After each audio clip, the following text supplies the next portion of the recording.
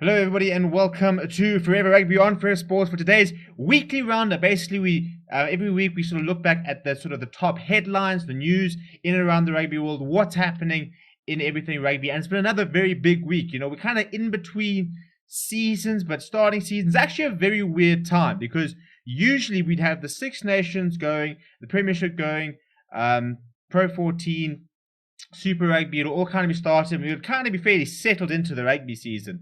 But at the moment, we're seeing South African sides currently playing in a preparation series or a franchise cup. We're sort of seeing a Six Nations was a little bit disjointed, no fans. We're kind of seeing a Pro 14, a Heineken Cup, a Top 14, a Premiership season, which is also pretty disjointed. We've just had Super Rugby AU start.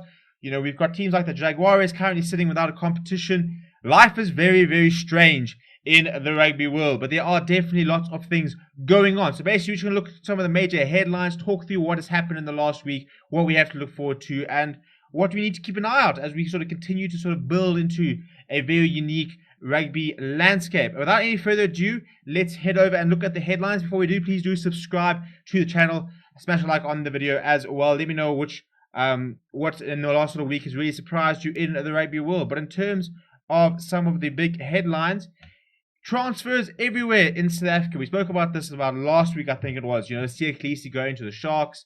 Lots of different deals.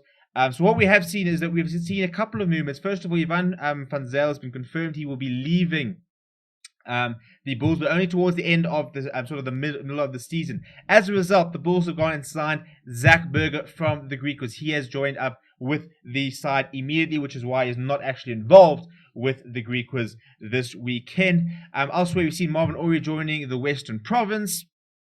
You've seen Yao Penke make his stay at the Sharks permanent, and we've also seen the Bulls bring in the Sharks Madosh Tambwe, who's also at the Lions. So lots and lots of team movement. Reniel Hugo also made the move to the Sharks. We also saw Ruben de Haas leave the Cheetahs. So many different moves and stuff like that. Lots of movement within the South African setup. So it'll take a while, I think, during the sort of preparation series, especially before we can kind of sort of cement and understand exactly how all the South African teams are looking. So expect lots more movement, expect a few more changes and stuff like that over the next few weeks. And it's an interesting time, especially with South Africa going through the sort of preparation series. With the transfers, some sides maybe not going to use the next couple of matches to decide, do we actually have to go into the market? Do we have to go and try and lure somebody from overseas back here? Do we have to go look at the Pumas and the EP Elephants? EP Elephants not playing this weekend.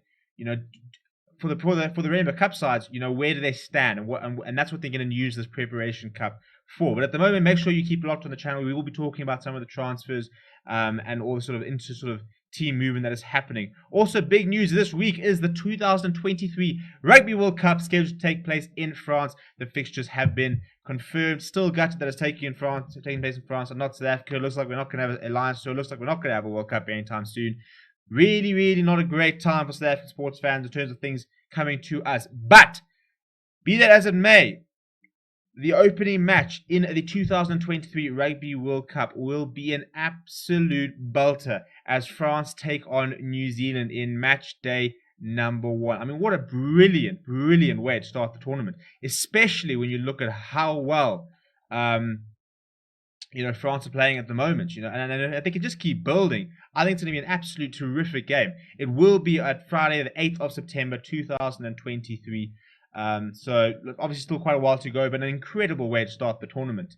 So other big matches, I think on the Saturday, the 9th of September, there's going to be England versus Argentina. So just another one to look out for. South Africa versus Scotland on Sunday, the 10th.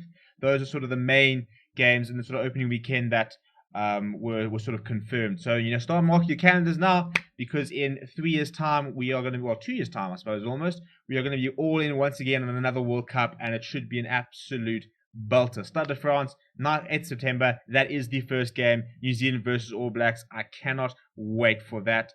But in terms of France Rugby, some sort of bad news regarding France Rugby is that the French sports minister has threatened to actually withdraw France from the Six Nations amid their COVID-19 outbreak. We've already seen that the clash against Scotland has been postponed this weekend.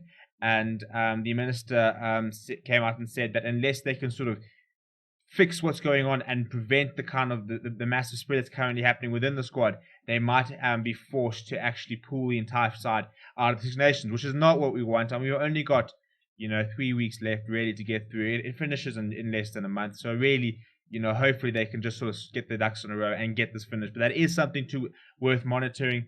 Hopefully they don't see anything too serious come of it, but it is a little bit of a concern. Already gutted not to be seeing them against Scotland this weekend. Let's just hope that we do get to see them for the rest of the tournament. And then the final sort of headline is an interesting one, and that is the Jaguares joining the Pro 14. So obviously coming with the Super Rugby going towards Super Rugby AU.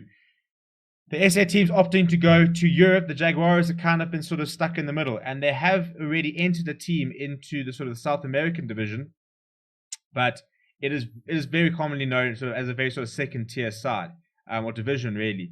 And so now they are looking at potentially trying to see if they can get the Jaguares into the Pro 14, which is about to become the Pro 16, maybe even becoming Pro 17. So I don't know how it's going to work in terms of, whether it could work, the logistics of it. The Jaguares have offered to be based in Spain, out of Bilbao, where they can sort of, base themselves for the season, so there won't be any sort of traveling. So time zone wise, it'll still work. It's a nice idea, I think, to be able to actually have some rugby in Spain, for example. That'll be quite a cool concept, but you do start to worry. It's a competition which, people were a bit hesitant when it first became the Pro 14. It's being further expanded to being the Pro 16 potentially at this stage. If the Jaguares comes in, does that mean a team is dropping out? We're going to be losing a South African team, or we're going to be losing a team somewhere else? Are we going to be going up to a Pro 17? Is this the sort of a similar road to Super Rugby, which, we went from, Super, 8, 10, 12, 14, 16, 18, and we would have been Super 30 if we continued going it. So it is a little bit of a concern in terms of, I think, of logistics-wise, how they're going to manage it. But the concept of having a team based in Spain and having the Jaguares back in it is obviously very cool. We did see some fantastic matches from them. Unfortunately, it is a side which has largely lost a lot amount of their players to Europe and stuff like that. So, maybe there's sort of a way of trying to keep that the core of the Argentinian squad playing together in a sort of club or franchise system. So those are the main sort of headlines. Let me know what you think is going on in the rugby world down below. Lots of very interesting movements. We'll be back once again in a week's time. We will wrap up whatever's happening in the next week. Until then, make sure you keep it locked on Forever Sports. Do like the channel, subscribe as well. My name is Steven, and I'll chat to you soon.